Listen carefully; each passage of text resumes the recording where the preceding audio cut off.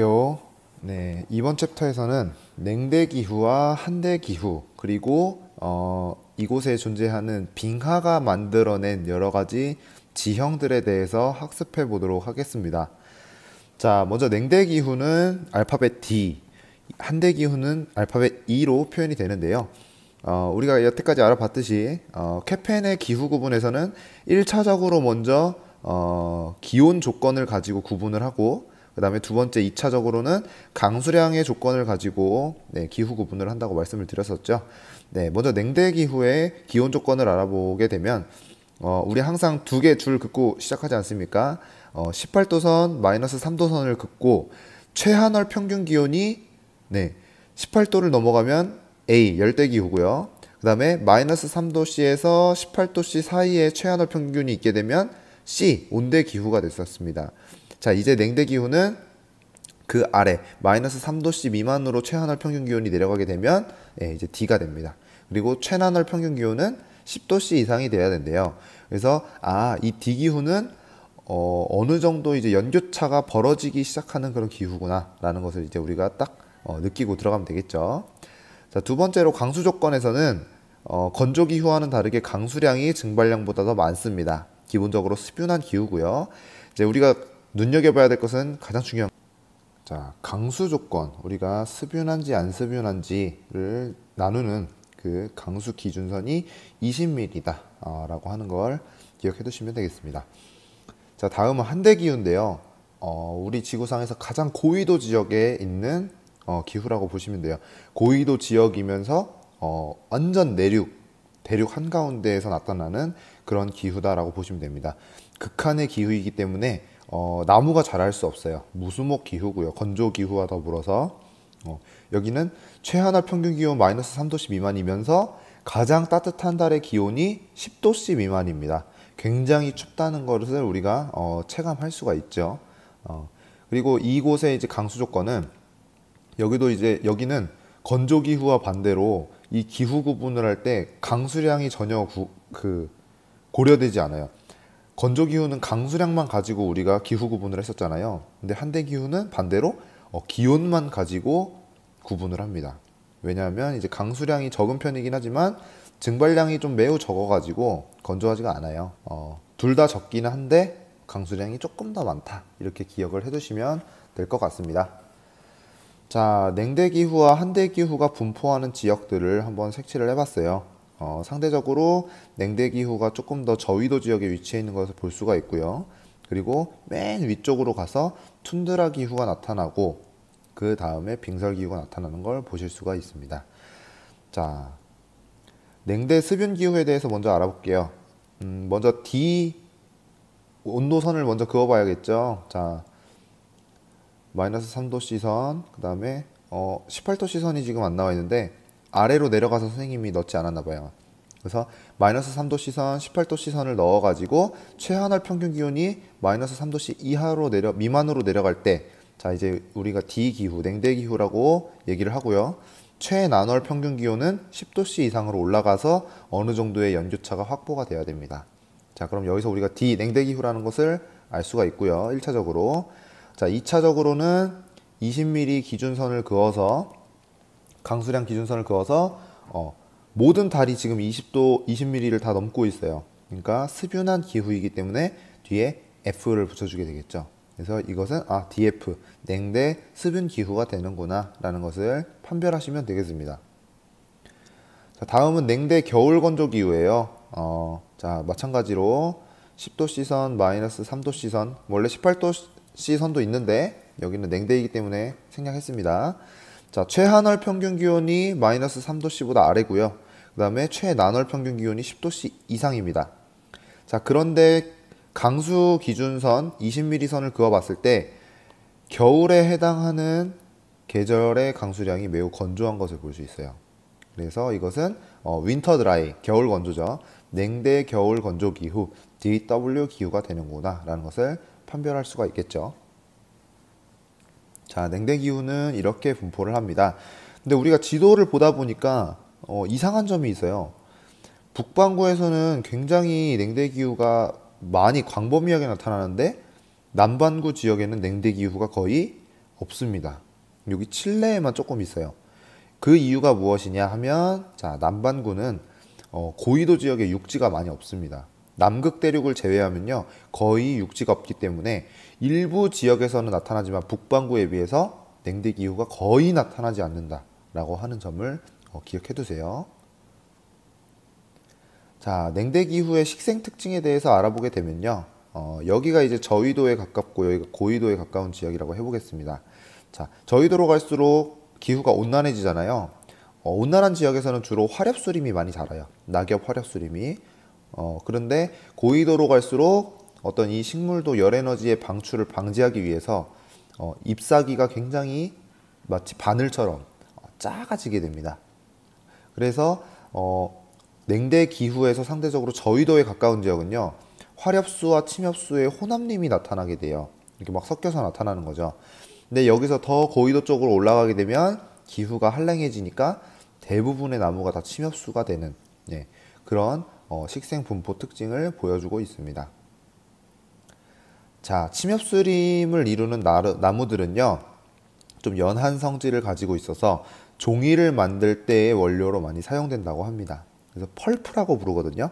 네, 이런 침엽수 나무를 이용해서 종이를 주로 만든다 하는 거 기억해 두시고, 그 다음에 냉대와 온대 기후의 점이지대, 우리 그때 배웠었죠. 어느 한 특징과 다른 특징의 사이에 위치한 지역은 두 가지 특징을 동시에 나타내게 된다라고 얘기했었습니다.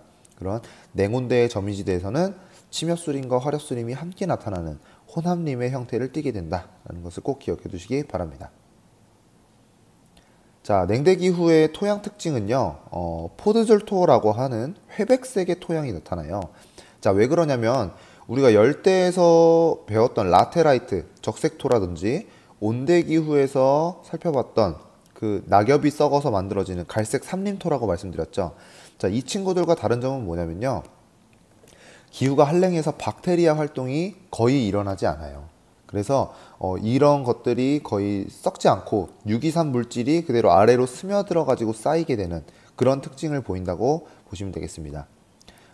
그래서 강산성의 성질을 띠게 되고요. 어떤 유기물 같은 것들, 박테리아가 이런 친구들을 좀 분해하면서 유기물이 생겨야 되는데, 유기물이 상대적으로 박테리아 활동이 적게 되면서 유기물이 적기 때문에 이게 농사를 짓기에는 좀 척박한, 그런 비교적으로 척박한 그런 특징을 가지고 있다고 보시면 되겠습니다. 자, 이 냉대기후에서 산업은 어떻게 되냐면요, 보통 빽빽하게 들어차 있는 침엽수림의 나무들을 베어서 목재로 사용하는 임업이 굉장히 발달해 있습니다. 그리고 여름에 서늘한 기후를 활용해서 밀이나 호밀, 귀리 등을 키우는 농업이 발달하고 있습니다. 자, 그리고 주변에서 구할 수 있는 그런 침엽수 나무들을 이용해 가지고 가옥을 건설하게 되는데요. 주로 통나무집, 우리가 약간 북유럽 같은 곳을 이게 떠올리게 되면은 이런 형태의 집들을 많이 보게 되는데, 통나무집을 많이 짓습니다. 이 나무가 두꺼워서 열을 잘 차단해 준다고 하네요. 그래서 단열 목적을 위해서 통나무집을 짓게 되고요. 자, 그리고 우리 기후와 지붕의 경사도의 관계성에 대해서 열대기후 때 한번 말씀드린 적 있죠. 건조기후 때랑. 여기는 눈이 많이 내리기 때문에 지붕을 평평하거나 완경사로 만들게 되면 그 눈의 하중이 그대로 집으로 전달되게 됩니다. 그래서 눈이 좀 잘 쌓이지 않게끔 하기 위해서 경사의 지붕을 급하게 만들어 놓은 것을 관찰할 수가 있죠.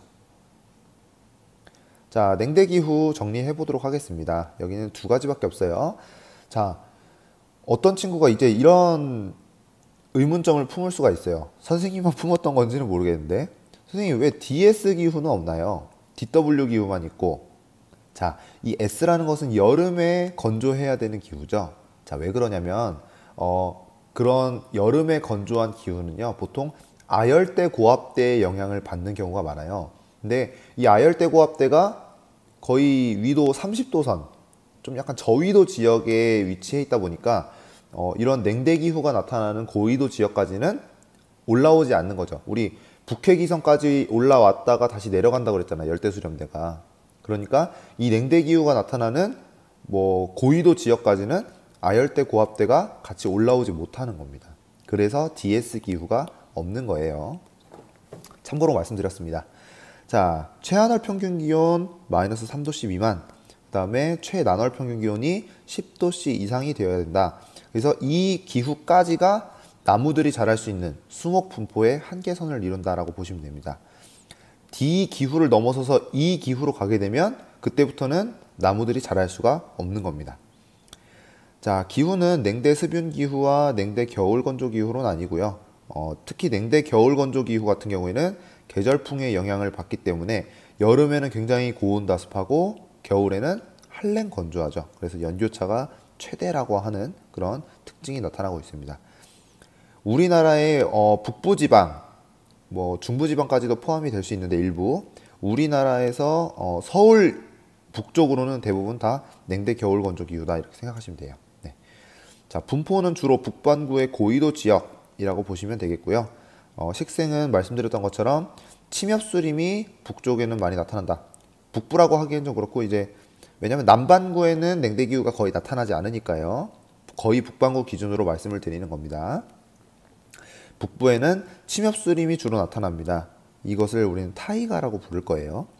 그 다음에 상대적으로 저위도에 위치한 곳에서는 침엽수림과 화렵수림이 함께 나타나는 혼합림이 나타나고 있다 하는 거 기억해 두시고, 자, 토양은 박테리아의 활동이 활발하지 않기 때문에 유기물이 굉장히 적은 그런 회백색의 토양, 포드졸 토양이 나타난다 라고 하는 게 특징이 될 수 있겠고요. 경제활동은 침엽수림이 많은 타이가 지대에서는 나무를 베어서 목재로 활용하는 임업이 발달해 있고, 남부 지역에는 여름철의 서늘한 기후를 활용해서 밀이나 보리나 호밀 등을 키우는 농업이 발달해 있다 하는 점을 배워보았습니다. 자, 다음은 이제 툰드라 기후, 한대 기후로 넘어갑니다. 이제 이 기후가 되겠죠. 자, 이제는 진짜 끝판왕이에요. 맨 극쪽에 있는 기후를 배워볼 텐데, 자, 먼저 1차 구분에서 우리 한대 기후는 기온만을 가지고 말씀드린다고 했습니다. 최난월 기온이죠. 자, 최하늘 평균 기온 당연히 마이너스 3도씨 미만일 거고요.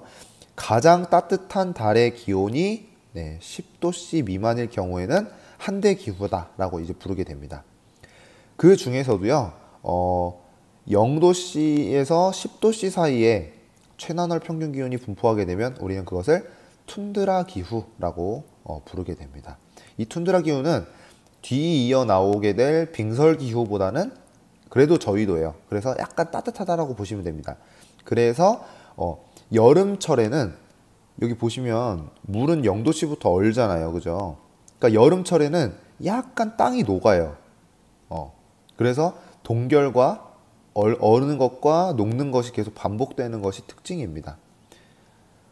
자, 그리고 여기에 기준선, 강수 기준선이 이렇게 나와 있는데 강수 기준선은 크게 중요하진 않습니다. 자, 빙설 기후. 아까 전에 툰드라 기후보다 이제 더 추운 기후가 되겠죠. 자, 보시면 최하늘 평균 기온 마이너스 3도씨 미만. 가장 따뜻한 달의 평균 기온이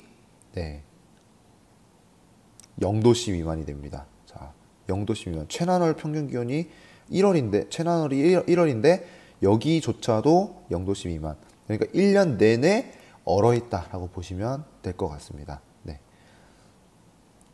자, 툰드라 기후와 빙설 기후는요, 이렇게 분포해요. 자, 여기 까만 데가 이제 툰드라고, 그 다음에 점점점점 찍혀 있는 데가 이제 빙설 기후가 되겠죠. 여기 그린란드 한가운데랑 그리고 남극 대륙 거의 전체가 빙설 기후가 되겠습니다. 왜 툰드라 기후는 이제 북반구에서 많이 나타나느냐? 자, 왜 그러냐면요, 북극은 거의 바다예요. 그러니까 우리 배웠죠. 바다와 육지의 차이점, 비열의 차이점에 의해서 이런 기후 차이가 또 나타나는 겁니다. 북극에는 대륙이 없어요. 거의 얼음이 얼어있는 그런 빙하가 떠 있다고 보시면 됩니다. 그래서 비열이 상대적으로 크니까 대륙보다는 조금 더 따뜻하겠죠. 네. 느리게 데워지고 느리게 식으니까. 그래서 북극은 바다, 남극은 대부분이 대륙으로 이루어져 있기 때문에 북극은 대부분이 툰드라 기후, 남극은 대부분이 빙설 기후가 나타난다 하는 점을 기억해 두시기 바랍니다. 자, 낮의 길이가 나오는데요. 우리 이제 백야 현상, 극야 현상이라고 하는 거 사회 시간에 배워봤을 거예요. 자, 이것도 지구의 공전과 관련이 있다라고 하는 겁니다. 자, 여름에는 북반구 지역이 상대적으로 낮의 길이가 길어지죠. 그러니까 북반구 여름을 기준으로 말씀드리는 거예요. 근데 이제 우리 북반구, 남반구 구분 없이 그냥 여름, 겨울, 고위도, 저위도라는 명칭을 사용하도록 합시다. 자, 여름에는요, 고위도 지역이 저위도 지역보다 낮의 길이가 길어집니다. 적도는 한가운데 있기 때문에 낮하고 밤이 거의 반반이고요. 그 다음에 겨울 같은 경우에는 어떻게 됩니까? 겨울에는 고위도 지역이 저위도 지역보다 낮의 길이가 짧아져요. 자, 쉽게 얘기해서 여기가 적도잖아요. 선생님이 좀 삐뚤게 그렸는데 여기가 적도지 않습니까? 그죠? 자, 여기서 고위도로 올라갈수록 지금 보시면은요, 태양을 받는 이게 낮의 길이입니다. 낮의 길이가 계속 길어지고 있는 걸 보실 수 있어요. 계속 이게 증가하잖아요. 그죠? 이 길이를 비교해 보면 반면에 남반구 같은 경우는 어때요? 자, 남반구는 이 정도밖에 낮의 길이가 안 되는 거죠. 그러니까 여기는 겨울이기 때문에 낮의 길이가 고위도로 갈수록 짧아지는구나. 자, 저위도는 요만큼인데 고위도는 지금 요만큼인 거 보실 수 있을 겁니다. 반대로 이제 12월에서 2월 사이가 되면 북반구가 겨울이 되겠죠. 북반구가 겨울인데 보시면 저위도 지역은, 자, 적도는 그대로 반반인데 고위도로 가니까 낮의 길이가 요거밖에 안 되는 거죠. 그리고 이 북극에 있는 지역은 아예 태양빛을 하루 종일 받지도 못해요. 반면에 여기는 하루 종일 태양빛을 하루 종일 받는 거죠. 지구가 빙글빙글 자전하는 동안. 그리고 이때는 남반구의 낮의 길이가, 자, 고위도로 갈수록 길어지는 걸 볼 수가 있죠. 이때는 남반구에서 백야 현상이 일어나겠구나 라고 생각을 해볼 수가 있습니다. 자, 그래서 하루 종일 여름 계절에 극지방에서 나타나는 게 이제 백야 현상, 하루 종일 태양이 지지 않는 거죠. 그 다음 겨울 쪽에 극지방에서 나타나는 현상이 극야. 고위도로 갈수록 점점 낮의 길이가 짧아지다가 제일 위쪽에 가게 되면 아예 낮이 없어지는 극야 현상이 나타난다 라고 이해를 하시면 되겠습니다. 자, 똑같이 백야 극야 현상이 이번에는 남반구에서, 극야는 북반구에서 일어나게 되겠죠. 자, 한대기후 정리해 보도록 하겠습니다. 자, 먼저 한대기후는 최나늘 평균기온이 10도 이하인데, 최나널이 0도에서 10도 사이에 분포해 있으면 툰드라, 0도 아래로 내려가서 1년 내내 얼어있게 되면 빙설기후라고 말씀드렸습니다. 자, 그리고 분포는 툰드라는 비열이 상대적으로 큰 북극해 주변에서 많이 나타나고요. 그 다음에 그린란드 해안지역, 바다와 관련이 많아요. 자, 그 다음 빙설기후는 남극 대륙, 그 다음에 그린란드 안에서도 그 내륙 지역, 비열이 상대적으로 작은 그런 내륙의 영향을 많이 받는 곳에 많이 분포한다 라는 거 알아두시고요. 백야 현상과 극야 현상 방금 알아봤습니다. 여름철에는 고위도로 갈수록 낮의 길이가 길어져서 끝까지 가게 되면 백야 현상이 일어나고, 겨울에는 고위도로 갈수록 낮의 길이가 짧아져서 맨 끝까지 가면 극야 현상이 일어난다 하는 거 정리해 봤습니다. 자, 툰드라 기후의 경관을 한번 이렇게 보시면요, 나무가 자랄 수 없고요. 근데 중간중간 여름철에 잠깐 얼음이 녹으면 물이 생기거든요. 그러면 그런 촉촉하고 습한 그런 기후에서 자랄 수 있는 이끼류만 드문드문 자라고 있는 것을 보실 수 있습니다. 자, 그리고 툰드라 기후의 중요한 개념 중에 하나가 바로 영구 동토층이라고 하는 거예요. 자, 영구는 영원한 거고 동토층은 이제 땅이 얼어 있다라고 하는 얘기죠. 자, 근데 말씀드렸듯이 툰드라 기후는 여름철에 0도씨 이상으로 올라가요. 그렇기 때문에 이 아래쪽은 계속해서 얼어 있는데, 보시면은 여기가 0도씨죠. 선생님이 빨간색으로 그어 놓은 곳 아래부터는요 1년 내내 지금 0도씨 아래예요. 0도씨 아래예요. 근데 이렇게 보시면은 지구는 핵에 가까워질수록 기온이 올라가거든요.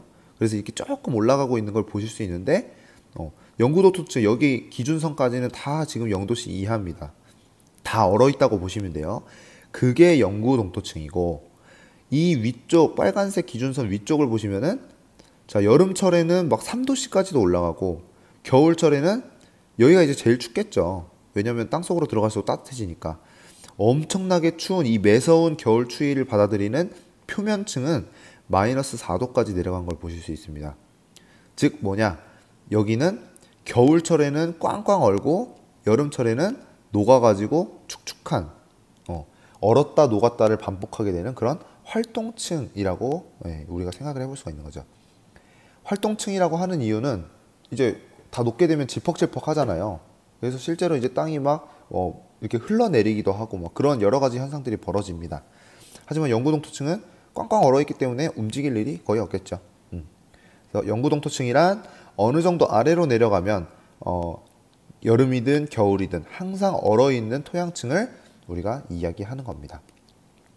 이러한 영구동토층은요, 툰드라 기후 주변으로 이렇게 툰드라 기후 지역에서 주로 나타난다라고 알아두시면 되겠습니다. 자, 툰드라 기후 지역의 특이한 가옥 구조가 또 나와요. 우리 열대 기후 때 배웠던 거랑 비슷해요. 자, 툰드라 기후 때 이렇게 땅 표면이 굉장히 추우니까 이렇게 얼어 있지 않습니까? 꽝꽝. 근데 그 위에 사람들이 집을 짓고 살아요. 근데 사람이 살기에 너무 기후가 한랭해서 추운 거예요. 그럼 집 안에서 뭘 합니까? 난로를 틀던가 혹은 뭐 히터를 틀던가 난방을 할 거 아니에요. 그죠? 자, 그럼 어떻게 되냐면 이 집 주변으로 그 따뜻한 기온 때문에 이 층이 토양층이 녹아버려요. 그러면 아까 말씀드렸던 것처럼 활동층이 돼가지고 질퍽질퍽하면서 막 땅이 움직이게 되는 거죠. 그러면 이게 집이 흔들립니다. 자, 그렇게 되면 나중에 뭐 붕괴의 위험도 있고 그렇게 되겠죠. 그래서 사람들이 어떻게 하느냐? 자, 이렇게 살면은 집이 너무 불안정하니까 여기다가 그리고 난방에 의해서도 집이 이렇게 흔들릴 수 있지만 여름이 되면 이 땅 전체가 이제 활동층으로 변하죠. 그러면 그때 또 집이 흔들릴 수 있는 겁니다. 그래서 이렇게 좀 불안정한 층 위에 집을 짓고 살면 위험하니까 어떻게 하느냐? 여기다가 기둥을 받고 그 위에 집을 짓고 살게 되면 물론 기둥이 이 아래까지 이렇게 박혀 있겠죠. 그렇게 되면 이제 안정적이잖아요. 네. 그래서 우리가 이 열대 기후에서 살펴봤던 것처럼 고상식 가옥이 한대 기후에서도 나타납니다. 네. 여름철에 활동층이 녹으면서 집이 무너지거나 혹은 겨울에 난방열에 의해서 집이 무너지는 것을 방지하기 위해서 이런 집을 짓는 겁니다. 자, 그리고 이 시베리아 지역에서 유용하게 인간 생활에 쓰이는 그런 자원이 천연가스가 있는데요. 이 시베리아 벌판에서 천연가스를 채취해 가지고 이런 파이프라인을 통해 가지고 러시아 지역까지 이렇게 가져옵니다. 근데 이 파이프라인을 땅 위에다 바로 놓게 되면 여름철에 이 토양층이 녹아서 활동층이 됐을 때 그 위에서 이제 파이프라인들이 막 움직여요. 그렇게 되면 이 기체가 이렇게 막 오는 도중에 파이프라인이 이렇게 조금 움직이게 되면 사이가 이제 벌어지거나 할 수 있잖아요. 이 이음새가 이제 벌어지게 되면 가스가 누출될 수도 있고. 그래서 이런저런 움직임에서 약간 자유롭게끔 파이프라인도 집처럼 어떻게 하는 거예요?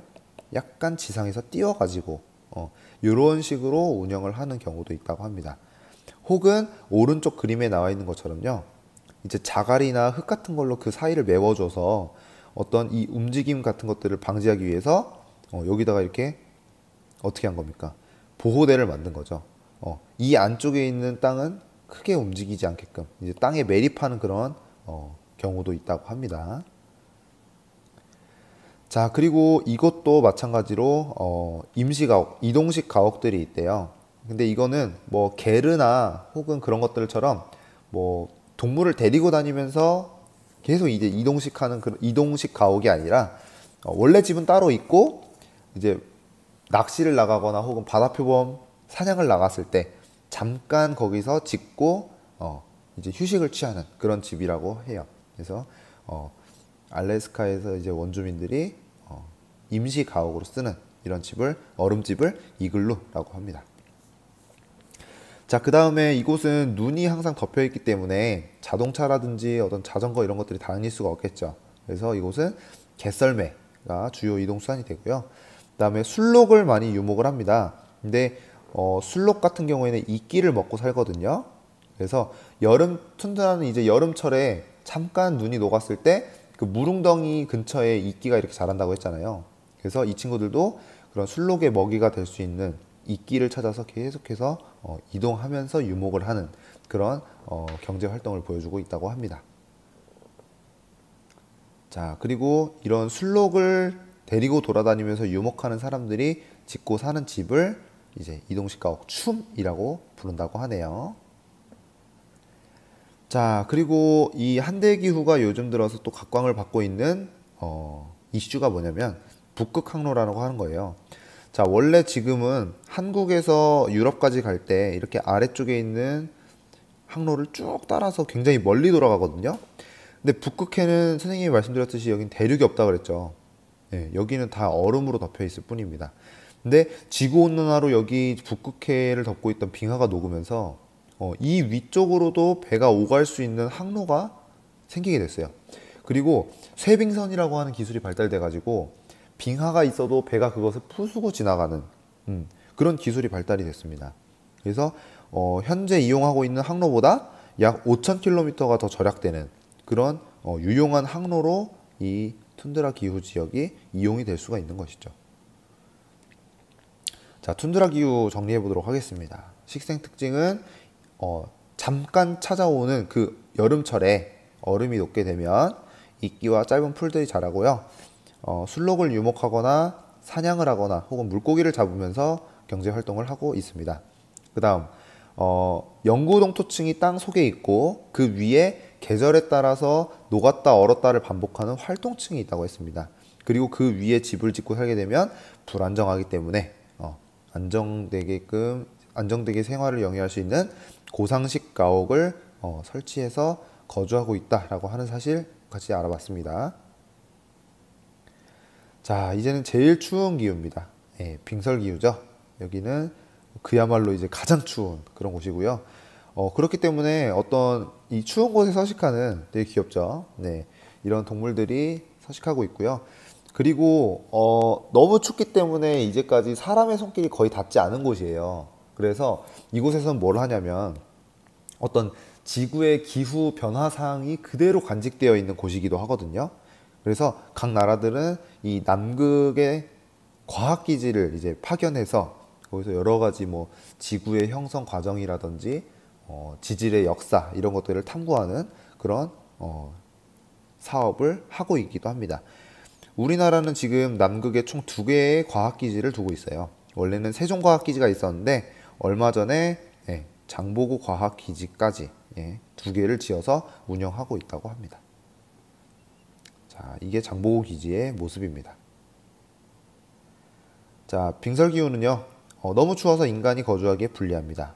그래서 현재는 군사적으로나 혹은 이제 자원의 측면에서 여러 가지 연구와 개발이 이루어지고 있다라고 하는 게 특징이 되겠네요. 자, 이제부터는 빙하 지형에 대해서 설명을 드리도록 할게요. 이런 여러 가지 이제 툰드라 기후라든지 빙설 기후에서 형성될 수 있는 여러 지형에 대해서 설명을 드리도록 하겠습니다. 자, 여러분들이 선생님도 영화 보는 거 되게 좋아하는데 영화를 딱 이제 보다 보면 처음에 이런 장면이 나오는 영화가들이 있어요. 할리우드에 있는 파라마운트라고 하는 영화사인데요. 이 파라마운트사의 시그니처 이 화면에 나오는 이 장소가 어디냐면요. 알프스 산맥에 있는 마테호른이라고 하는 지형입니다. 네, 굉장히 이제 멋있죠. 우뚝 솟아 있어가지고 신비롭기도 하고 멋있기도 한데 이것이 바로 이제 빙하에 의해서 형성된 지형이기 때문에 선생님이 한번 사진 소개를 해봤습니다. 자, 신생대에 들어서서는요, 4번의 빙하기와 또 4번의 간빙기가 있었습니다. 빙하기는 상대적으로 좀 평균 기온이 낮았던 시기를 얘기하고요. 간빙기는 그 빙기와 빙기 사이에 있어서 상대적으로 기온이 좀 온난했던 사이 간자입니다. 빙기와 빙기 사이. 그래서 이 빙하기와 간빙기가 계속해서 반복됐던 그런 모습을 보여주고 있습니다. 보이시죠? 자, 그래서 이렇게 지구의 온도가 한랭하기도 하고 상대적으로 온난하기도 하고 했던 그런 것들이 계속 반복되고 있었는데 현재는 지금 온난한 시기다라고 하는 것을 볼 수가 있죠. 자, 지금은 현재는 우리가 빙기와 빙기 사이에 있으면 간빙기라고 하는데 지금은 빙기 후에 있는 시기이기 때문에 후빙기라고 부르고 있습니다. 그리고 마지막 이 빙기를 최후빙기라고 불러요. 이 후빙기도 뒤에 빙기가 다시 찾아오게 되면 간빙기가 되겠죠. 네. 아직까지는 우리는 후빙기에 살고 있고 우리의 전 단계는 최후빙기였다. 네. 지금으로부터 한 10,000년 전 정도 됩니다. 그래서 한번 알아보도록 하겠습니다. 자, 이 빙하기와 간빙기 얘기를 왜 했냐면, 자, 지금 있는 빙하 지형들은요, 지금 시기는 온난하다고 했잖아요. 지금 만들어진 게 아니에요. 그러니까 우리 바로 직전, 언제입니까? 최후빙기 때 빙하의 크기가 굉장히 커져서, 여기 보시면 지금 원래는 북극해랑 그린란드 정도밖에 우리는 빙하가 없어요. 아니면 고산지대라든지. 근데 빙하기 때는 전체적으로 지구의 기온이 내려가기 때문에 이 빙하가 점점 커져서 어디까지 내려왔다라고 하는 겁니까? 네, 미국과 캐나다 국경까지 내려왔다라고 하는 거예요. 보시면 지금 유럽도 굉장히 많이 덮었습니다.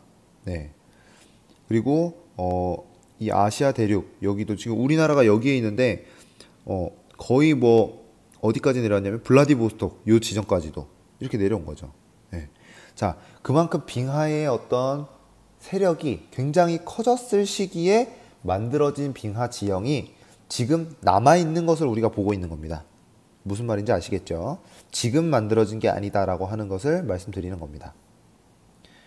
자, 그럼 빙하 시대의 빙하 분포 지역이 어느 정도 되느냐? 방금 전에 선생님이 지구 모형으로 보여드렸던 것을 평면으로 펼친 거예요. 어디까지 내려왔니? 자, 보시면은 영국, 심지어 스페인까지는 안 왔지만, 네, 프랑스 일부 지역, 독일 일부 지역까지도 내려온 것을 볼 수가 있어요. 네, 거의 지금 캐나다는 다 덮었고, 미국도 절반가량은 지금 빙하로 덮여 있었다라는 것을 볼 수가 있죠. 하지만 현재는 어떻습니까? 현재는 빙하가 여기만 남아있다. 왜냐하면 지금 후빙기고 따뜻한 시기이기 때문에. 네, 라고 하는 거죠. 그래서 빙하 시대에 만들어진 빙하 지형의 분포 지역을 본다면 주로 고위도 지역, 왜냐하면 빙하는 극지방에서부터 계속 내려올 수밖에 없는 거잖아요. 그래서 고위도 지역에 많고 혹은 해발 고도가 높은 산악 지역에 많이 남아있는 것을 볼 수 있습니다. 자, 선생님이 말씀드렸던 그런 얘기고요. 빙하기는 온 지구가 얼음으로 뒤덮였던 시기가 아니고요. 현재보다 한 10도에서 15도 정도 낮았던 시기라고 보시면 돼요. 계절이 그냥 한 단계씩 내려갔다고 보시면 됩니다. 여름은 거의 봄 정도, 가을은 겨울 정도, 겨울은 완전 추운 한겨울 정도 이렇게 내려갔다고 보시면 돼요. 그러니까 고위도 지역만 거의 대부분 덮였던 거죠. 자, 빙하라고 하는 것에 대해서 그럼 한번 알아봅시다. 빙하는 뭐냐면 얼음 빙자의 강하자입니다. 우리가 흔히 물만 이렇게 강을 이루어서 물길을 이루어서 흘러간다라고 생각하기 쉬운데 이 빙하도 눈이 위에 계속 쌓이다 보면은요 무거운 얼음으로 뭉쳐지게 되고 그 얼음이 계속 또 쌓이다 보면은요 하중에 의해서 경사로를 타고 마치 강처럼 흘러가게 돼요. 우리는 그걸 이제부터 빙하라고 부를 겁니다. 자, 말씀드렸던 것처럼 이 빙하는 자, 현재는 고위도와 고산 지역에 있지만 과거 빙기 때는 빙하로 덮였던 그 고위도 지역들 있죠. 거기 대부분에 다 빙하가 형성되어 가지고 흐르고 있었다. 이렇게 생각하시면 됩니다. 그래서 이 빙하는 어떻게 지형을 형성하게 되냐면요. 일단 굉장히 무겁죠. 얼음덩어리니까. 그리고 이 얼음덩어리가 아래쪽을 누르면서 경사를 따라서 내려간단 말이에요. 물은 흐르지만 빙하는 긁으면서 내려갑니다. 땅을. 그래서 침식을 주로 하게 되고요. 그래서 깊고 넓게 깎으면서 내려가게 됩니다. 어디로 내려가겠어요? 당연히 침식 기준면이라고 하는 바다를 향해서 흘러갔겠죠. 자, 그 다음 운반. 하부에서 이 빙하가 이렇게 땅을 긁으면서 내려갈 때 땅과 빙하가 만나는 그 경계 지점 있죠. 거기에서는 이게 막 끌리면서 이제 땅에 있는 어떤 것들이 같이 내려가겠어요. 뭐 돌덩이 같은 거라든지 바위 덩어리 같은 것들이 빙하가 땅을 긁으면서 내려갈 때 같이 끌고 내려가겠죠. 그 다음 빙하의 위쪽에 떨어진 돌 같은 것들도 있을 겁니다. 걔네는 빙하 위에 둥둥 떠 있는 상태로 빙하가 내려갈 때 함께 내려갔겠죠. 네, 운반이 일어나게 되고요.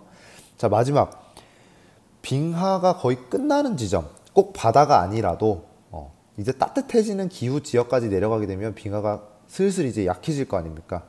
녹으면서. 자, 그때는 빙하가 녹으면서 운반하던 친구들을 어떻게 하는 거예요? 이제 내려놓게 되는 거죠. 근데 물은 흐르면서 내려가 가지고 가지고 가던 퇴적물들을 무거운 순서대로 내려놓거든요.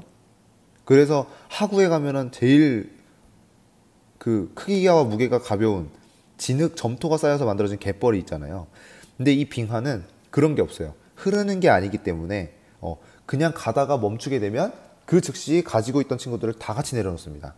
그러니까 가벼운 애든 무거운 애든 한 자리에 그대로 빙하가 녹으면서 쌓이게 되는 거죠.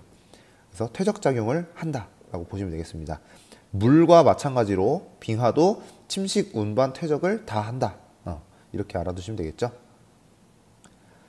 자, 빙기 동안의 빙하 확장 범위. 아까 전에 말씀드렸던 거 그대로입니다. 자, 그러면 빙하가 이렇게 내려가면서 침식도 하고 운반도 하고 퇴적도 했다라고 보시면 되겠습니다.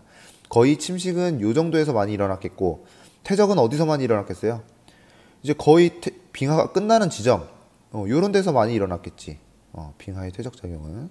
자, 이걸 딱 머릿속에 기억해두고 이제 자세한 그런 빙하 지형들을 탐색해 보도록 합시다. 자, 현재 빙하 지형이 형성되고 있는 지역은 여기입니다. 네, 굉장히 적죠. 자, 빙하 침식 지형 하나하나 이제 살펴볼 텐데요. 자, 먼저 알아볼 것은 자, 눈이 이렇게 내립니다. 네, 눈이 내리게 되면요, 얘네가 차곡차곡 쌓여요. 고산지대, 기온이 낮으니까 차곡차곡 쌓인 눈은 점차 무거워져서 뭉치면서 얼음이 되고, 얼음이 이제 계속해서 모이다 보면은 길을 이루어서 아래로 흘러내려가게 됩니다. 그걸 뭐라고 했어요? 빙하라고 말씀드렸죠. 자, 근데 나중에 이제 이런 빙하가 다 녹게 되면서 얘네가 이렇게 흘러가면서 파놓았던 이 웅덩이도 지금 계속 커지겠죠. 계속 이제 무거운 얼음이 바닥을 긁으면서 내려갈 거 아니에요. 그러고 나서 나중에 후빙기가 돼가지고 얘네가 싹 녹아요. 그러면 이렇게 파인 모양이 될 겁니다. 그래서 처음에 이 얼음 빙하 덩어리가 생기면서 만들어놨던 그 깊은 구덩이를 뭐라고 부르냐면 건곡이라고 부르고요. 자, 그 다음 건곡이 한쪽에서만 만들어지는 건 아니겠죠. 반대쪽으로 해서 만들어질 겁니다. 그러면 건곡이 계속해서 산 정상부를 향해서 계속 이게 만들어지게 되면요, 봉우리가 뾰족하게 남게 되겠죠. 그러면 그 봉우리를 마치 우리가 동물의 뿔 같다고 해서 혼이라고 하거든요. 이게 뿔이라는 뜻이에요. M이 아니고 N입니다. 혼이라는 것이 이제 뿔이라는 얘기인데, 마치 뿔처럼 산봉우리가 날카롭게 솟아있는 것을 우리가 호른이라고 부릅니다. 자, 그리고 건곡에 나중에 날씨가 따뜻해지면 이 지역도 비가 이렇게 내리겠죠. 그러면 움푹 파여있는 이 웅덩이에 물이 고이게 될 텐데, 이것을 이제 건곡호라고 부르게 됩니다. 자, 그리고 이제 하천 같은 경우에는요, 원래 흐르고 있던 큰 물줄기인 본류가 있고 거기로 흘러 들어가는 지류가 있다고 우리 배웠었어요. 그죠? 자, 빙하도 근데 마찬가지입니다. 이 하천이 파놓은 골짜기를 향해서 물이든 얼음이든 항상 낮은 곳을 향해서 이제 흘러가게 되니까 빙하가 이렇게 흐르게 되는 거예요. 자, 그러면 빙하가 이렇게 흘러가게 되면은 자, 나중에 녹겠죠. 이 큰 빙하가 흘러가는 것도 본류가 있고 지류가 있어요. 그러니까 이 완전 큰 빙하의 본류로 합류하는 빙하의 지류도 있다는 겁니다. 지금 여기 선생님이 하얀색으로 바꿔놔야 되는데 지금 까먹었어요. 빙하도 이렇게 본류의 빙하로 합류하는 지류의 빙하가 있다라고 하는 얘기입니다. 그런 다음에 얘네도 지금 내려가면서 침식을 할 거고, 얘네도 내려가면서 계속 침식을 하겠죠. 아래 땅을 긁으면서 내려갈 테니까. 그러면서 나중에 후빙기가 됐을 때 이 빙하가 싹 하고 녹으면 골짜기들이 이대로 남습니다. 그런 다음에 지금 기후가 온난해졌으니까 다시 하늘에서 뭐가 내려요? 비가 내리게 되면은 이 골짜기를 따라서 물이 이렇게 흐르게 되는 거죠. 이해되시죠? 자, 근데 하천이 흐를 때는요, 보통 아래쪽을 향해서 물은 모이기 때문에, 자, V자국의 형태를 띠게 되고요. 빙하는 굉장히 규모가 거대하고 서서히 이동하면서 넓은 골짜기를 파기 때문에 빙하는 거의 U자국의 형태를 띠게 됩니다. 네.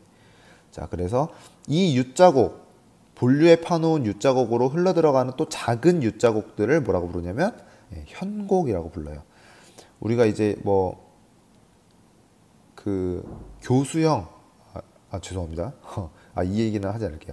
현곡은 이제 매달려 있다라는 뜻이에요. 그래서 사진을 보면은 여기 거대한 골짜기가 있고 마치 여기에 이 작은 골짜기 친구들이 위에 매달려 있는 것처럼 이렇게 형성이 되어 있거든요. 그래서 여기에는 폭포 같은 것들이 많이 형성이 됩니다. 당연히 여기가 더 낮고 넓겠죠. 여기서 이제 물줄기가 떨어지면서 폭포 같은 것들이 형성되기도 합니다. 우리가 모식도를 보게 되면 이렇게 될 거예요. 빙하기 때는 이 골짜기들을 지금 다 빙하들이 메우고 있는 거 보이죠? 여기가 이제 본류 빙하고요. 이 지류 빙하들이 이렇게 흘러들고 있는 거예요. 그래서 여기서 모여가지고 이렇게 같이 또 내려가겠죠. 여기서는 지금 계속해서 건곡 파고 있고, 자, 그런 다음에 이 빙하들이 다 녹게 되면 여기로 이제 또 하천이 흐르고 여기 옛날에 흐르던 지류 빙하에서 만들어진 골짜기에서 또 물줄기들이 흘러내려오는 이게 이제 현곡입니다. 여기서 이제 폭포가 발달하겠죠. 그래서 이런 것들 보시면 되겠습니다. 건곡 만들어져 있는 거 보실 수 있고요. 건곡이 여러 방향에서 깎은 혼이 여기에 걸려 있는 것을 보실 수 있죠. 자, 빙하 침식 지형 중에 또 하나 큰 특징은 피오르드라고 하는 그런 해안 지형입니다. 빙하가 계속해서 이제 산골짜기를 메우면서 U자국을 만들면서 내려오겠죠. 자, 그러면 이 골짜기가 나중에 후빙기 때는 기후가 온난해지면서 빙하가 녹아요. 그럼 U자국이 그대로 남겠죠. 그런 후빙기 때 이제 기온이 따뜻해지면서 빙하가 녹으면서 해수면이 상승을 하게 됩니다. 자, 상승을 하게 되면 보통 낮은 지역부터 채울 거 아닙니까? 바닷물이, 그죠? 그래서 이 빙하가 파놓은 U자국을 메우면서 들어오게 되는 거죠. 그래서 빙하가 파놓은 U자국을 나중에 후빙기 해수면 상승 이후에 바닷물이 채우게 되면 그것을 뭐라고 부르게 되냐면 피오르 해안이라고 부르게 됩니다. 자, 우리가 보는 U자국은 이렇게 생겼어요. 굉장히 지금 규모가 넓죠. 빙하가 이렇게 파면서 내려간 겁니다. 자, 그런 다음에 옆에 사진을 또 하나 보시게 되면은 자, 건곡과 건곡이 계속해서 파 들어가면서 산봉우리를 날카롭게 만들었죠. 마치 뭐처럼? 뿔처럼. 그것을 호른이라고 부르게 됩니다. 자, 건곡 여기 보이죠? 움푹움푹 파여있는 구덩이들 볼 수 있고요. 그 다음에 빙하가 파놓은 U자국에 바닷물이 들어차 있는 것을 볼 수가 있죠. 굉장히 이제 관광자원으로 유용하게 이용이 되고 있습니다. 북유럽 같은 곳에 놀러 가면 쉽게 볼 수 있어요. 그리고 피오르드 본류로 합류하는 지류에서 이제 뭐 골짜기가 만들어진 현곡 같은 것들도 함께 볼 수 있습니다. 자, 현곡이 여러 개가 있는 거죠. 자, 피오르 형성 과정. 자, 빙하가 녹고 그 빙하가 파놓은 U자국에 바닷물이 들어찬 것이 피오르드 해안입니다. 자, 이런 빙하 침식 지형은요, 뭐 호수도 만들어요. 빙하가 중간중간에 깊게 파놓은 웅덩이들이 나중에 녹게 되면 거기에 엄청난 양의 물이 가둬져 있겠죠. 그래서 미국에 오데호라고 하는 굉장히 큰 5개의 호수가 있습니다. 이것도 옛날에 캐나다는 다 빙하가 덮고 미국도 절반 정도 아까 덮였었잖아요. 그래서 미국에 있는 이 오데호라고 하는 곳도 옛날에 빙하가 이렇게 파놓은 그런 곳에 물이 고여 있다라고 생각을 하시면 됩니다. 자, 핀란드 지금 북유럽의 해안가인데요. 지금 보시면은 중간중간에 호수들도 있고 그 다음에 여기 보시면은 굉장히 해안선이 복잡해요. 움푹움푹 들어가 있죠. 이런 게 지금 다 뭐라고 하는 겁니까? 이런 게 다 옛날에 빙하가 파놓은 곳들을 후빙기에 기온이 상승하면서 해수면이 올라오면서 들어 채운 거죠. 피오르드 해안과 빙하호들을 많이 볼 수 있는 그런 지도가 되겠습니다. 자, 빙하는 침식도 하지만 퇴적도 합니다.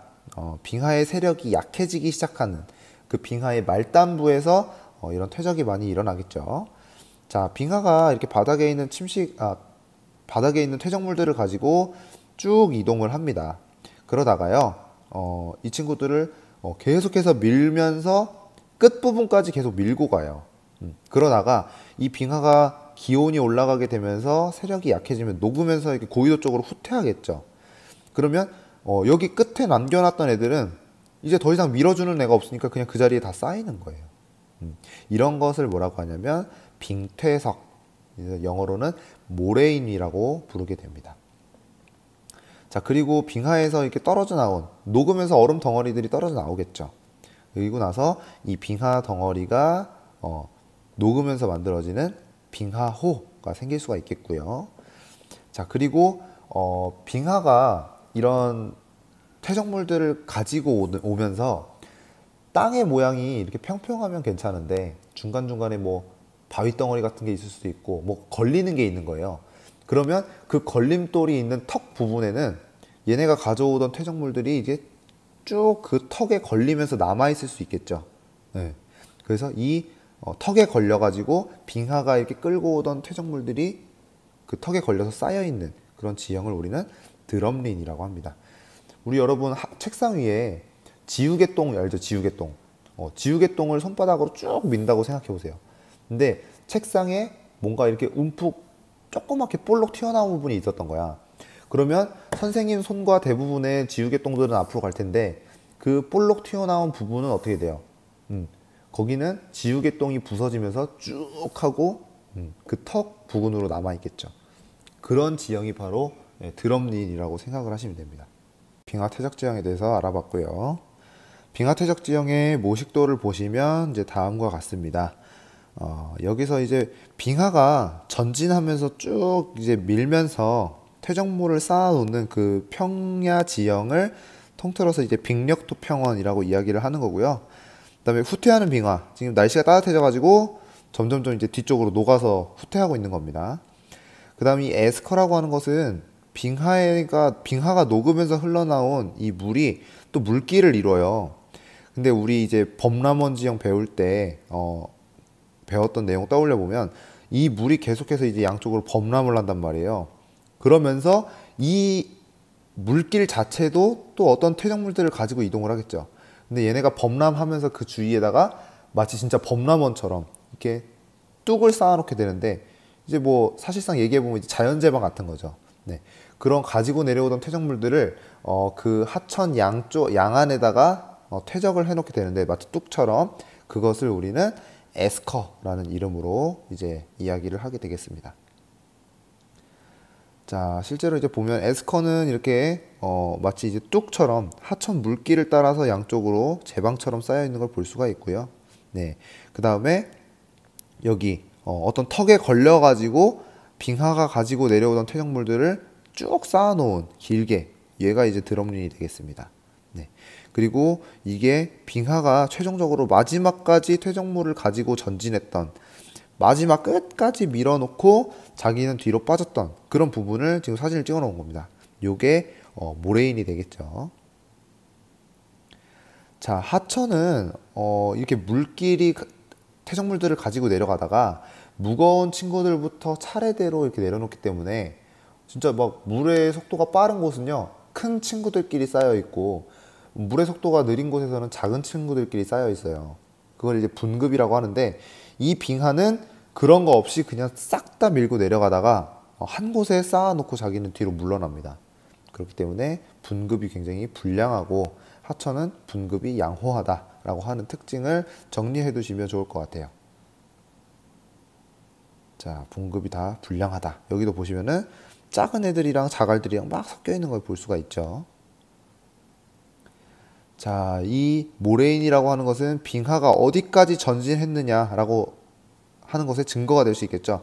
자, 지금 이 사진을 보면 여러분은 빙하가 어디서부터 시작해가지고 어디까지 전진했구나라는 게 머릿속에 딱 그려져야 됩니다. 네, 어떨 것 같아요? 그쵸?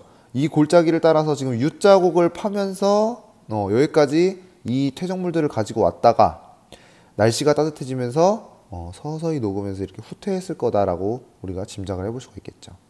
당연히 여기 쌓여있는 친구들은 빙하가 갖다 놓은 것이기 때문에 분급이 불량하다. 큰 바위 덩어리와 그다음에 작은 모래알 같은 것들이 다 뒤섞여 있군. 분급이 불량하다라고 하는 것을 딱 우리가 느낄 수가 있죠. 자, 드럼리는 옆에서 보면 이렇게 생겼어요. 여기에 뭔가에 걸린 거예요, 지금. 그래서 빙하가 이쪽으로 이동하는데 뭔가에 걸려가지고 퇴적물들이 그 걸린 턱에다가 이렇게 길게 쌓여 있는 거죠. 네. 그렇게 해서 그 위에는 이제 마을을 이루고 살아가는, 주변보다 높으니까 어떤 물의 영향을 받기가 좀 어렵겠죠. 네. 그런 곳에는 항상 이제 사람들이 취락을 형성해서 살아가고 있으니까 드럼리 위에는 취락 같은 것들이 들어서기도 한다 하는 거 참고해 두시고요. 자, 주빙하 지형이라고 하는 용어가 나옵니다. 주빙하 지형은요, 빙설기후에서는 빙하 지형이 주로 형성이 되는데, 주빙하 지형은 뭐냐면 주변부라는 뜻이에요. 그래서 빙설기후보다는 약간 따뜻한, 우리 막 녹았다, 여름 잠깐 찾아오는 여름에 녹았다, 그 다음에 얼었다 반복하는 그 기후 얘기했었죠. 바로 툰드라 기후 지역에서 나타나는 지형이 주빙하 지형이 되겠습니다. 자, 툰드라 기후는 최난월 평균 기온이 0도와 10도 사이, 여기를 얘기한다고 했었죠. 그래서 나머지 기간은 다 얼어 있고 0도씨 이상으로 올라가게 되는 이 계절에는 녹는 동결과 융해가 반복된다라고 하는 것이 포인트입니다. 그래서 이런 곳에서는 자, 영구동토층이 여름철에 이렇게 녹아요. 그래서 여기가 활동층으로 변하죠.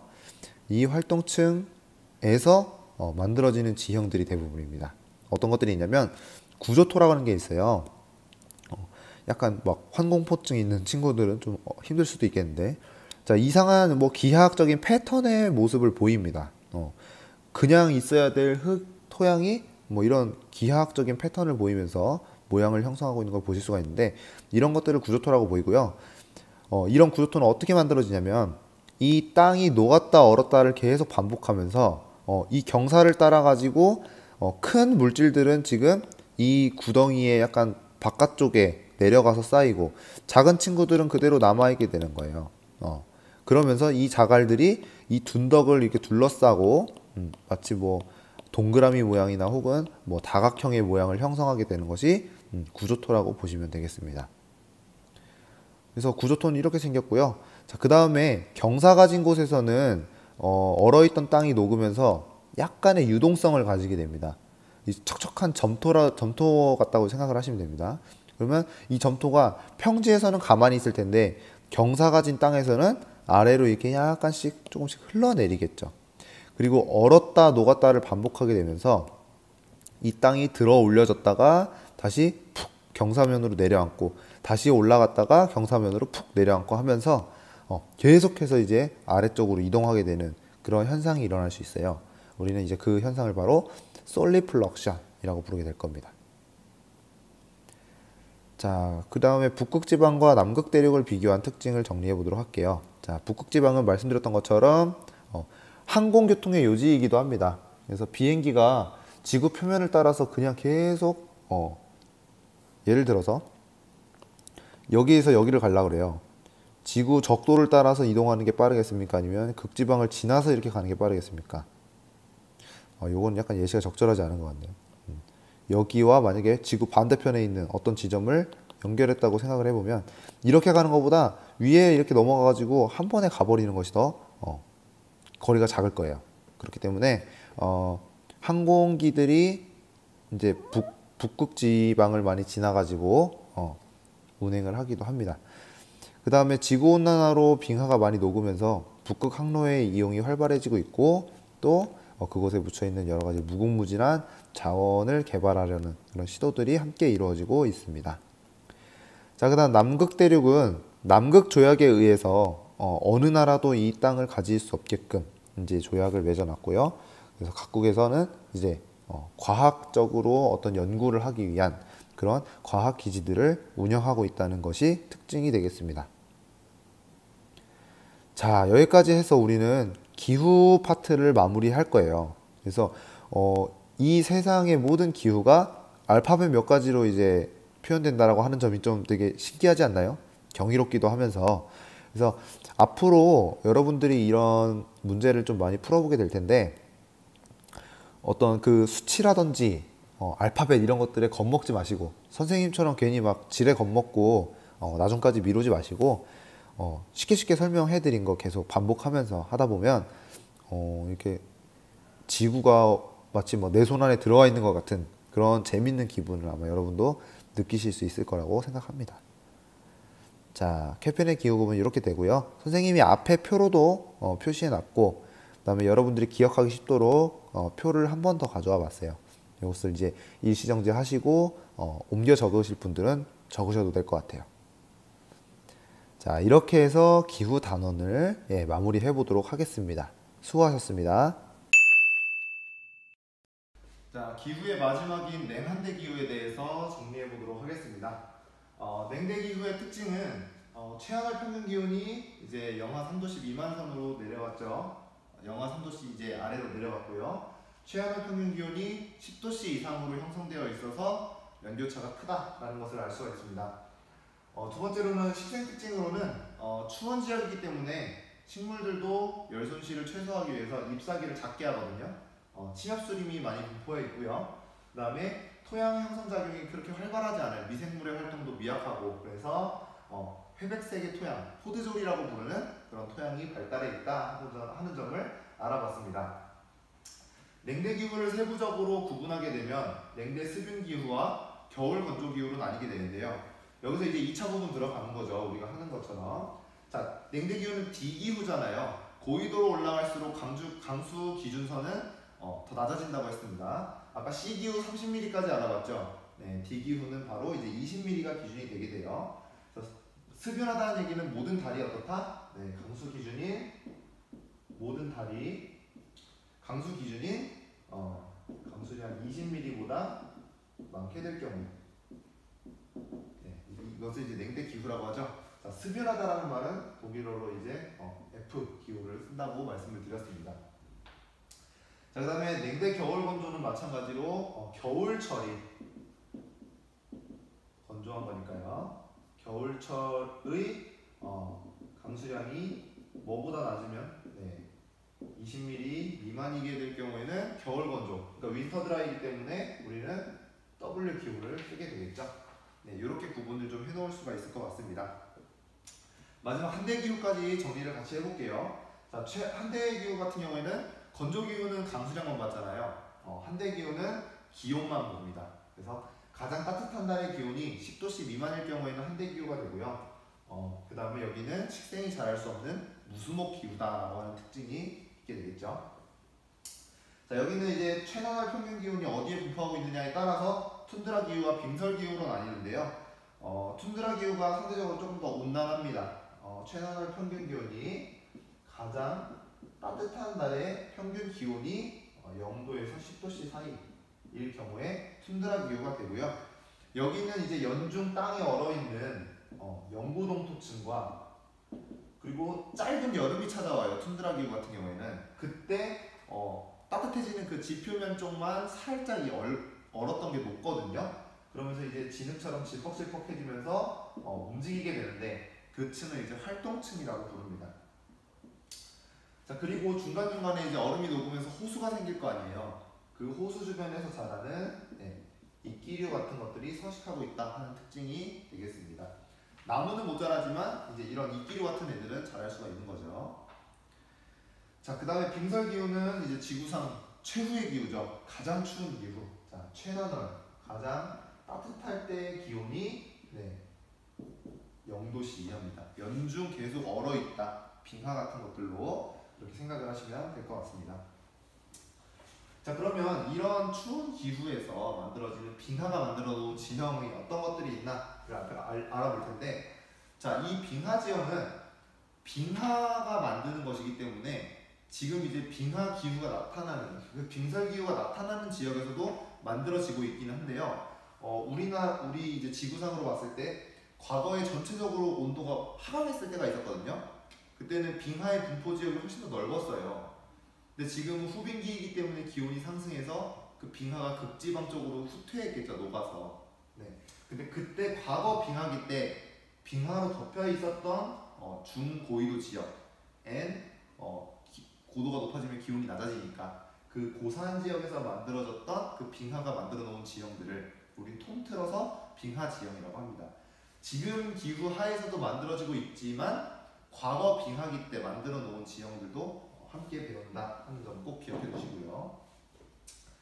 자, 그럼 주요 지형에는 어떤 것들이 있냐? 이 빙하도 하천과 마찬가지로 침식과 퇴적을 합니다. 네. 그리고 훨씬 더 거대해요. 자, 골짜기를 거대한 빙하가 바닥을 드득드득 긁으면서 내려가면서 만들어 놓은 골짜기인 빙식고. 네. 하천이 파놓은 골짜기는 V자라고 했죠. 네. 근데 이 빙하는 거대한 덩어리 자체로 지금 밀어버리기 때문에 U자의 형태를 띈다고 말씀드렸습니다. 그리고 후빙기에 빙하가 녹으면서 해수면이 상승하죠.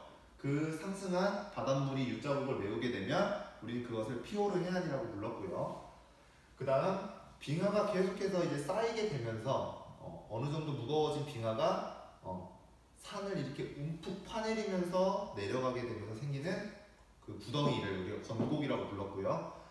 산봉우리를 여러 군데에서 이제 건곡들이 파고 내려가게 되면은 그 정상부가 뾰족한 마치 동물의 뿔처럼 남아있게 된다고 말씀드렸죠. 그 영화사의 대표적인 그 마스코트 장면으로 나오게 되는 그게 바로 호른이라고 말씀드렸습니다. 그 다음에 빙하도 하천처럼 본류가 있고 지류가 있어요. 근데 얘네가 다 녹게 되면 그 본류 빙하로 흘러들었던 지류 빙하의 그 골짜기, 자그마한 골짜기들에서 이제 물이 흐르겠죠. 그러면서 막 폭포수가 이제 곳곳에서 떨어지는 그 모습을 관찰할 수가 있는데 그런 것을 골짜기가 매달려 있다라고 해가지고 현곡이라고 부른다고 했습니다. 자, 그러면 빙하가 이렇게 퇴적시키는 그런 작용에 의해서 만들어지는 지형들도 같이 알아볼게요. 빙하가 이렇게 드득드득 긁으면서 내려온다고 했잖아요. 그래서 그 빙하도 여러 가지 퇴적물들을 막 마구잡이로 끌고 내려오게 됩니다. 그러면서 이 평평한 곳에다가 쫙 깔아놓게 되는데요. 빙하가 지나간 그 아랫부분에 쌓여있는 그런 것을 이제 빙력토 평원이라고 부르고요. 그리고 빙퇴석이라고 해서 빙하가 최대한으로 전진했을 때 얘가 이렇게 밀면서 갔을 거 아니에요. 그런 다음에 이렇게 뒤로 빠지게 되면 밀면서 왔던 그 퇴적물들이 그 가장자리에 쌓여 있겠죠. 그것을 바로 빙퇴석이라고 해요. 네, 모레인이라고도 부릅니다. 그 다음 에스커는 빙하에서 녹은 물이 이렇게 흘러나오다가 가끔씩 범람하면서 쌓아놓은 자연재방과 비슷한 그런 뚝 모양의 지형을 얘기했었고요. 드럼링 같은 경우에는 빙하가 이 아랫부분에서 퇴적물들을 가지고 오는데 중간에 뭔가 이게 턱이 있어가지고 턱을 기준으로 해서 쭉 이렇게 밀면서 마치 숟가락을 엎어놓은 듯한 퇴적물이 쌓인 지형을 드럼링이다 이렇게 말씀을 드렸었습니다. 자, 여기까지 빙하 지형을 정리를 해보도록 하고요. 그 다음은 주빙하 지형으로 넘어가도록 하겠습니다. 냉한대 기후의 지형 중에서 마지막 부분인 주빙하 지형 그리고 마지막 주민생활까지 정리해보도록 하겠습니다. 빙하 지형과 다르게 주빙하 지형이라고 하는 건 뭐냐면요, 빙하 기후의 주변부에서 나타나는 지형이라는 얘기예요. 그러니까 쉽게 얘기해서 툰드라 기후 쪽에서 나타나는 지형이라고 생각하시면 됩니다. 1년 내내 얼어있지 않고 짧은 여름이 나타나며 그 여름철에는 약간 녹아가지고 활동층이 생기게 되는 그런 기후에서 발달하는 지형이라고 보시면 됩니다. 그래서 이 분포 지형을 보시자면 빙하의 주변 지역에서 형성이 되게 되고요. 그래서 기후적으로 보자면은 이제 툰드라 기후 지역이거나 혹은 고산 지역에서 현재 기후 하에서의 고산 지역입니다. 네. 이 지역에서 나타난다고 보시면 되고요. 자, 주요 지역에는 항상 1년 내내 땅속에서 얼어있는 영구 동토층이 있겠고 그 다음에 짧은 여름철이 찾아왔을 때 녹아서 질퍽질퍽해지면서 움직이는 그런 활동층이 존재가 하게 되고요. 그리고 약간 이 땅도 다 습기를 머금고 있거든요. 그 친구들이 이제 얼었다 녹았다 하게 되면요, 이렇게 땅이 들썩들썩해요. 이게 수분은 얼면서 이게 부피가 커지잖아요, 그죠? 그래서 얼었다 녹았다를 반복하면서 크기가 상대적으로 좀 큰 친구들은 대굴대굴대굴 굴러 내려가서 그 둔덕의 가장자리에 이제 모이게 되는데, 그러면서 약간 기하학적인 무늬로 이렇게 배열되게 되는 그런 모양의 땅을 이제 구조토라고 합니다. 네. 자, 구조토가 나타난다고 말씀드렸고요. 자, 이런 냉한대 기후에서는 사람들이 어떻게 살아가느냐? 먼저 냉대 기후를 보시게 되면 주변에서 구할 수 있는 그 침엽수들로 만든 집을 만듭니다. 자, 통나무 집을 주로 짓고 살고요. 눈이 이제 적설되게 되면 하중이 그만큼 하중이 증가하기 때문에 경사의 지붕을 굉장히 급하게 만드는 그런 가옥 구조를 보여주고 있습니다. 자, 그 다음 이 지역에서 냉대기후 지역에서의 농업은 내한성이 강한 보리라든지 밀, 옥수수 등을 재배하는 것을 볼 수가 있고요. 그 다음에 가축을 사육하기도 합니다. 자, 그리고 특이하게 임업이 발달해 있는데 이 지역에 많은 그 식생이 침엽수림이라고 말씀드렸잖아요. 굉장히 빽빽하게 들어차 있거든요. 그런 이제 침엽수림 지대를 타이가 지대라고 불러요, 러시아어로. 타이가 지대에 있는 그런 침엽수림을 이 임산자원으로 활용하는 그런 임업이 발달해 있기도 합니다. 침엽수림이죠. 자, 그 다음 한대 지역에서의 가옥 구조는 여기도 굉장히 춥습니다. 근데 여름철에 약간 녹는 지역도 있다고 했잖아요. 그리고 굉장히 춥기 때문에 집안에서 사람들이 난방을 하게 되면 아래쪽에 있는 땅이 얼었던 땅이 녹아요. 그러면서 이제 활동층처럼 흐물흐물해지게 되면서 집이 붕괴되게 되는 거죠. 그런 위험을 방지하기 위해서 이 지역에서는 열대우림 기후 지역과 마찬가지로 집을 높게 띄워서 짓는다고 말씀드렸습니다. 자, 마찬가지로 고산가옥이 발달을 하게 되고요. 토양층이 융해되는 것을 방지하기 위함이죠. 자, 융해를 방지하기 위해서 고산가옥을 짓고요. 다음 농목업을 보자면은 농사는 기본적으로 좀 어렵습니다. 기후가 매우 한랭하기 때문에 그래서 순록을 주로 유목을 하게 되는데 유목이라고 하는 건 여기저기 돌아다니는 거잖아요. 왜 돌아다니게 되냐면 그 짧은 여름철이 찾아올 때 이끼가 자란다고 했죠. 순록이 그 이끼를 먹고 자라기 때문에 그 이끼가 자라는 곳을 찾아서 이제 돌아다니게 되는 겁니다.